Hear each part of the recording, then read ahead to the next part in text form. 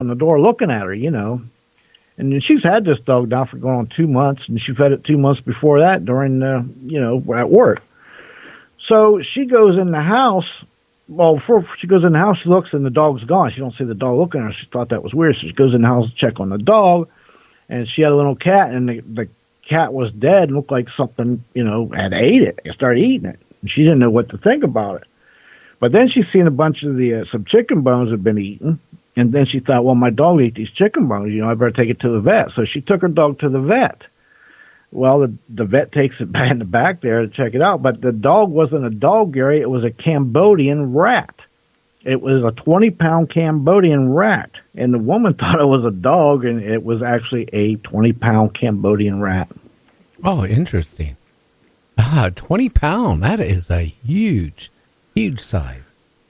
I can send you the picture. It's amazing. It looked like she thought it was some weird, foreign European dog or something, And it's a white, 20-pound Cambodian rat. And I guess it might have killed her little cat too, which is strange. A rat killing a cat, but how many cats are 20 pounds too? Oh yeah, that boy. Now one thing you were talking about. Rats show infamy, whatever it is, towards other rats and stuff like that. Yeah. But they're cannibals. They eat each other also. When the food supply runs low, they'll turn on each other and eat each other. They will. That's where that phrase "survival of the fittest" of the species will only survive and all that. You're absolutely right. Another thing I see on TV too, some sharks in the womb, they'll eat their brothers and sisters. Oh, yeah. And I thought that was pretty, and you're right. Animals are a lot dog-eat-dog world, so to speak. But, yeah, that is, when I had that story came in about how they tested the rats, with empathy. They give them these tests, and if it meant pain for not giving food to somebody they didn't even know, one of their camaraderie, or their comrades there, they didn't do it.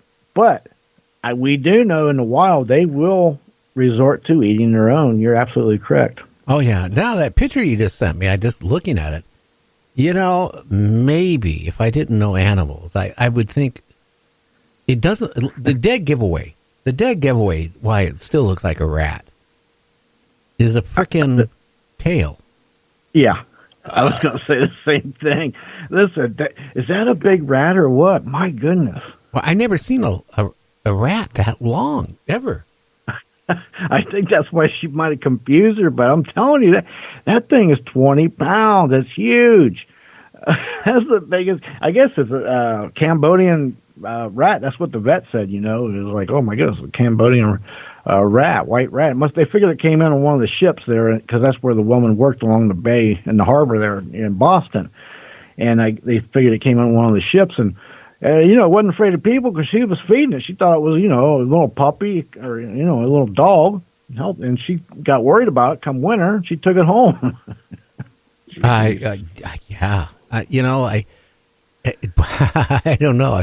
I'm surprised somebody didn't, chop it up and eat it. I'm telling you. And you can see her sitting there holding her dog. Well, she thought it was a dog, but I'm curious. It didn't say in there she, was okay with it being, not a dog, but a rat, because she must have loved it because she took care of it going on months now. So she must have took it on home. I don't know. No follow-up on that one. I know. Do you got another story? Because we got about 9 minutes to kill. Oh, yeah, I got all kinds of stories, Gary. Let's see here. What other one we got in here? I thought that was a good one. Well, here's another crazy one. There was a guy, and I know Easter Island. Everybody knows Easter Island. Well, a runaway truck slams actually into one of the Easter Island statues. Now, a man has been arrested after his truck caused much damage to one of the statues. Now, the unfortunate incident happened last week when one of the island's residents left his truck unattended with nothing but a rock wedge between it and the tire, and it started rolling down the hill. Now, his makeshift handbrake came undone while he was away, and the vehicle careened down the hill, striking one of the statue's ceremonial platforms and causing significant damage. Now, the moai are sacred structures of religious value for the Rapa Nui people. Now, the president of Easter Island's indigenous Rapa Nui community, he goes on and he's not very happy with it. He says this is an offense to the culture that has lived many years struggling to recover its heritage and archaeology. The island's mayor, he goes on and has since called for stricter driving rules. Everyone decided against establishing a traffic rules when it came to vehicles on sacred sites, but we, as a council, were talking about the dangers and knew very well what the rise in tourist and resident numbers could mean. Now, that's kind of an ironic thing. They didn't really have very much driving rules there. You know what I mean? And you would think they would if it's so sacred and everything. But I guess all he did was put something between his, to try to stop his tire. And, the truck took off rolling and careened off one of them statues. But, them statues is made out of stone. I imagine it did more damage. You'd think it did more damage to the truck. I would think so. I really think it would. I know it, but I know one thing: they didn't take very kindly to it whenever it did that. Another thing that came in too on the news is there was a 5,000-year-old sword found in Venice Monastery just a couple of days ago. Also, one of the world's oldest swords has been discovered in a display cabinet at an Italian island monastery. The ancient weapon, which had been on display, caught the eye of a PhD student from the University of Venice. While previous studies had concluded that the sword dated back to the medieval era, one man who had studied for a master's degree in the origins of evolution of swords was not convinced. A detailed analysis later confirmed that her suspicions were correct. The weapon was, in fact, up to 5,000 years old, making it one of the oldest known swords anywhere in the world. Researchers believe that the sword was not actually used in combat, but was more likely a ceremonial blade that was part of a burial before being dug up by locals and sold on the black market. Swords of this type were common in parts of eastern Anatolia or something like that. However, it is hoped that an analysis of trace elements in the blade will help to further pinpoint its origins.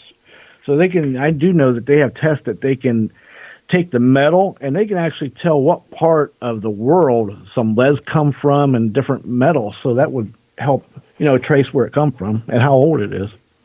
Interesting. Well, I'm still trying to get a hold of the guests.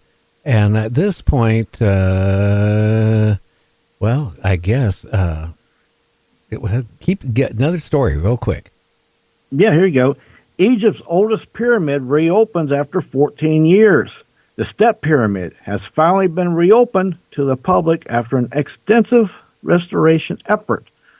A popular visitor's attraction, the pyramid had fallen into disrepair until 2006, when the Egyptian government announced a plan to conduct a major restoration project. Now, at last, 14 years after efforts began, the pyramid has finally been reopened to the public. Today, we celebrate the completion of the project of warding off the danger and maintaining and restoring the first and the oldest remaining pyramid in Egypt, said the Antiquities Minister. And okay. That's that pyramid that looks like it's got them steps. It's supposed to be the oldest pyramid that they know there in Egypt anyway. I think, James, we got Christopher on the line. Hey, okay. Christopher, are you there? Hello. We're there at last. We are there. Skype is one of the most frustrating communication devices you could ever deal with. You know that. I do, and as I say, I've never dialed a number on Skype before. Generally, I'm connecting to people just by their email addresses or like their usernames, which you've just sent me. So so I've never had to dial a number before, and apparently you have to you have to pay for that or something. You've got to be set up or. Oh yeah, they, but you know, like I was just saying that, you know, the Three Stooges comedy team. I'm sure. Yeah. Okay, they had one skit. I flee some you attorneys at law. Well, that's the way Skype is. You buy Skype, right? But but people call in occasionally, so we had to have a phone number. So when we gave the phone number and got the phone number system, now I can give you what I just gave you, and you can call me, but I can't call you with your Skype ID. I can only call out with phone numbers. It's really messed up. Oh, that's so weird. Tell me about it. Well, how's things in the UK? What is your weather like? Because we're going through massive weather changes. What's it going on? So far it's been one of the worst winters that I can remember. We've had about 3 storms and loads and loads of rain. It's been like one of the wettest Februaries, I think. It's pretty horrible, but I'm hoping it will start improving from about now. So we'll see. Obviously, it's pitch black at the moment. It's the middle of the night for me. Yeah. Well, I'm glad you got through because, I mean, you know, I appreciate you staying up to do the show. The virus. People are panicking in our country. Where I live on the west coast of the United States. And we've in our state, Washington State, we've had now, James, 23 deaths now? I believe it is 23, maybe 24. I think 24 people. Now, yeah. We broke the record for the country of people dying from this virus. But you can't go into anywhere and buy toilet paper because people are hoarding. They're going in, they're freaking out, they're buying all the toilet paper they can get their hands on, all the gallon water, all the can. You go into the supermarket and it's empty. What's it like in your country right now? Funnily enough, exactly the same thing is happening here. I keep seeing things on Facebook where supermarkets nearby to me where people are rushing around grabbing as much toilet roll as they can. And I don't know. I mean, people, the more level-headed members of society are sort of mocking them and sort of saying that coronavirus doesn't affect your bowels. Why are you stocking up on toilet paper? It doesn't affect that. I know, but I don't know. I don't know if whether people are stocking up because they are preparing to quarantine themselves so that they don't need to go back out to the supermarket. I think that might be part of it as well. I don't know, but I tell you what, we were doing good economy-wise here in the United States, but in the last couple of days, we're slipping now into a recession, and a recession can happen in a matter of days. The stock market, as you know, has been collapsing. Yeah. People are panicking like they're going crazy. I mean, yes, this virus is bad. It's spreading across the country, but it seems to affect the very young and people my age, people, in their 60s and above. It can affect them. But it's most dangerous, as you say, for the young, the old, and anybody with sort of an underlying health condition or a damaged immune system or something like that. But for the vast majority of us, it would be like having a really awful cold, I think, or like the flu. So, I mean, I'm not worried at all, really. It's just, and also the numbers are so small as well. I think it might be, I mean, every time I see something on the news, there's some mention of coronavirus, where it's spread to now, how many people have died. The moment people see headlines like that, they think, "Oh my God, it's the world is dying. It's spreading everywhere," and they're panicking as a result. The coronavirus is on the news all the time, so that probably doesn't help. Well, yeah, but too, Christopher, people, if you look at the statistics, die of the flu, and a huge amount die every year of the flu.